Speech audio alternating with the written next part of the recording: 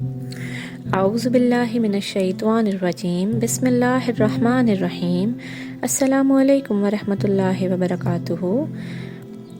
آج کی حدیث روایت کی گئی ہے البخاری اور مسلم میں۔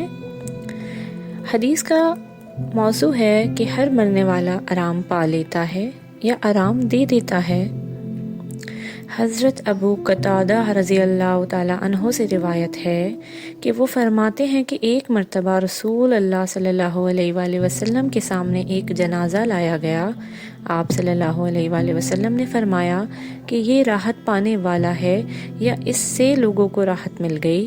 صحابہ کرام رضوان اللہ علیہم اجمعین نے عرض کیا، یا رسول اللہ، راحت پانے والا اور جس سے دوسروں کو راحت مل گئی وہ کون ہے؟ آپ صلی اللہ علیہ وآلہ وسلم نے فرمایا، مومن بندہ اپنی موت کے ذریعے راحت پاتا ہے دنیا کے رنج و غم سے اور اس کی تکلیفوں سے، اور خدا کی رحمت کی طرف چلا جاتا ہے، جبکہ نافرمان بندے کے ذریعے اس کے شر اور فساد سے راحت پا لیتے ہیں۔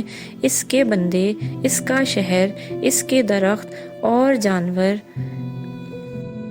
حدیث کا مفہوم کچھ اس طرح ہے کہ اللہ تعالیٰ کے نیک بندے جب ان کو موت آ جاتی ہے تو وہ اللہ تعالیٰ کی رحمت کی طرف چلے جاتے ہیں، یعنی وہ دنیا کی تمام تر تکالیف سے نجات پا لیتے ہیں، رنج و غم سے نجات پا لیتے ہیں، ہر طرح کی آزمائشوں سے جو دنیا میں ان کو ملی ہیں ان سے نجات پا لیتے ہیں اور اللہ کی رحمت کی طرف پلٹ جاتے ہیں، اور وہ بہترین ٹھکانہ ہے۔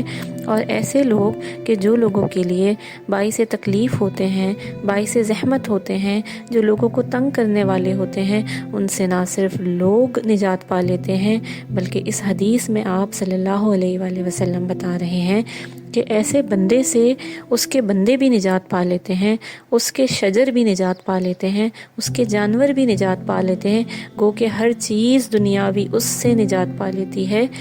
اللہ تعالی ہمیں ایسے لوگوں میں شمار نہ کرے اور ہمیں ان لوگوں میں شمار کرے جو اللہ تعالیٰ کی طرف رحمت پا لینے والے ہوں۔ آمین الہی آمین۔